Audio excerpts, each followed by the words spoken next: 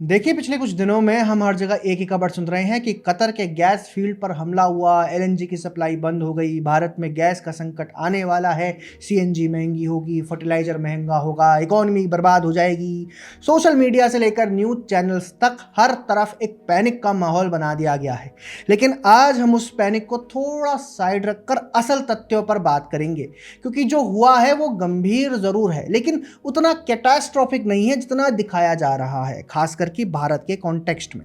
तो चलिए शुरू से समझते हैं। पहले चलिए समझते हैं कि असल में क्या हुआ है। तो 18 और 19 मार्च 2026 की रात को ईरान ने कतर के रास लाफन इंडस्ट्रियल सिटी पर मिसाइल स्ट्राइक्स किए। रास लाफन दुनिया का सबसे बड़ा एलएनजी एक्सपोर्ट हब है। यहीं से दुनिया भर में तकरीबन 20% लिक्विफाइड नेचुरल गैस यानी एलएनजी की सप्लाई होती है।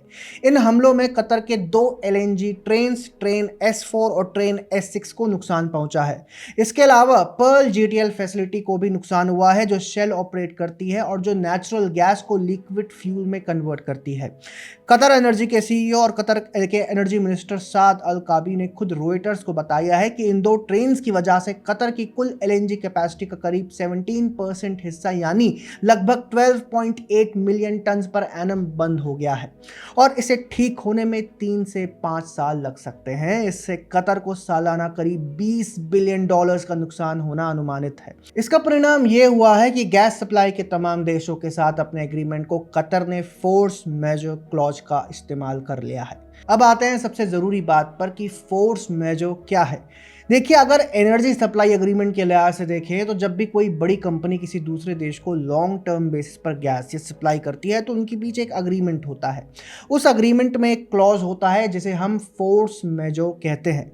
इसका मतलब सीधा है कि अगर कोई ऐसी घटना हो जाए जो कंपनी के कंट्रोल में नहीं थी, जो अनफोर्सीन थी, जैसे कि war, missile attack, natural disaster, तो कंपनी उस कॉन्ट्रैक्ट से टेम्पररी या परमानेंटली बाहर निकल सकती है बिना किसी लीगल पेनल्टी के। ये एक तरह का एक्ट ऑफ गॉड क्लॉज भी है। कतर एनर्जी ने पहले 4 मार्च को एक short term force majeure declare किया था जब प्रोडक्शन बिल्कुल रुक गई थी।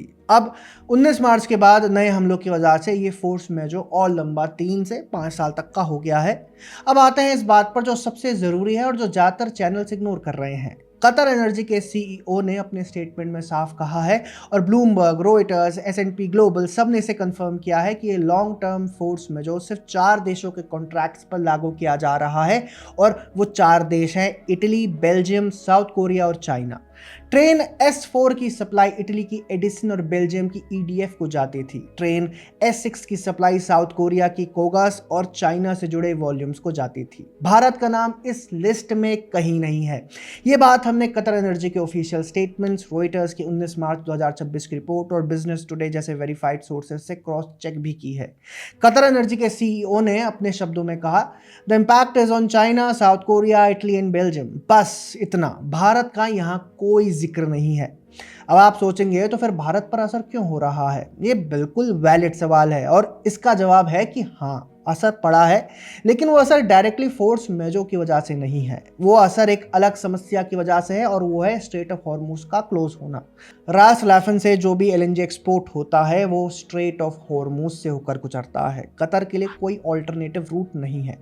S&P ग्लोबल के मुताबिक कतर का 93% एलएनजी ट्रैफिक इसी स्ट्रेट से गुजरता है और अभी इस स्ट्रेट में शिपिंग प्रैक्टिकली बंद हो गई है। ईरान ने टैंकर्स को निशाना बनाना शुरू कर दिया और मरीन इंश्योरेंस ने इस रूट पर कवरेज देनी बंद कर दी। तो प्रॉब्लम यह है कि अगर कल कतर से वापस गैस बनना शुरू भी हो जाए तो जहाज हॉर्मुज से नहीं निकल सकते। इसीलिए भारत की सबसे बड़ी LNG importer company Petronet LNG ने भी अपनी तरफ से एक फोर्स मेजर नोटिस किया है, लेकिन ये उन्होंने खुद इशू किया है। कतर एनर्जी ने भारत के लिए नहीं किया।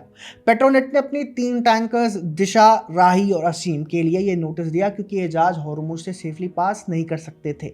और पेट्रोनेट ने आगे ये नोटिस गेल, IOCL और BPCL को भी दिया कि हम इस वक्त डिलीवरी नहीं दे सकते। इसकी वजह से गेल ने मार्च 4 से अपना इंडस्ट्रियल कस्टमर्स को गैस की सप्लाई 0 कर दी।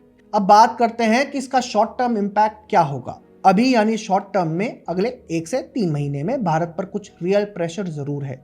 भारत कतर से करीब 40 से 45% एलएनजी इंपोर्ट करता है।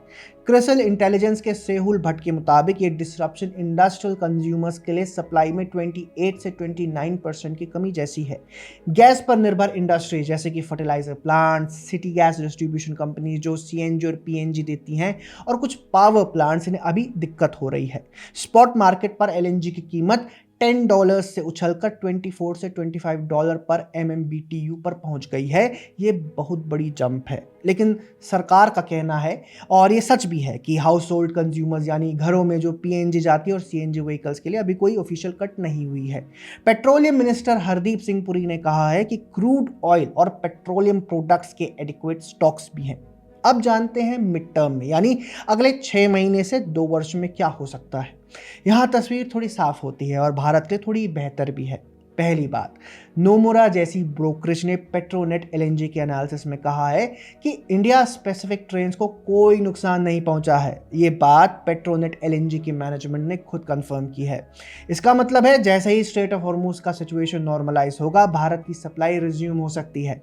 नोमुरा ने अपने एस्टिमेट्स में अज्यूम किया है कि कतर से सप्लाई अगले 4 महीने बंद रह सकती है, उसके बाद रिज्यूम हो जाएगी। ये कोई 3 से 5 साल का मामला नहीं है भारत के लिए। दूसरी बात है कि भारत अब डाइवर्सिफिकेशन की तरफ तेजी से बढ़ेगा। यूएस से स्पॉट एलएनजी कार्गोज, ऑस्ट्रेलिया से लॉन्ग टर्म अग्रीमेंट्स, यूएई और ओमान से डील्स, अब ये सब एक्सेलरेट होगा।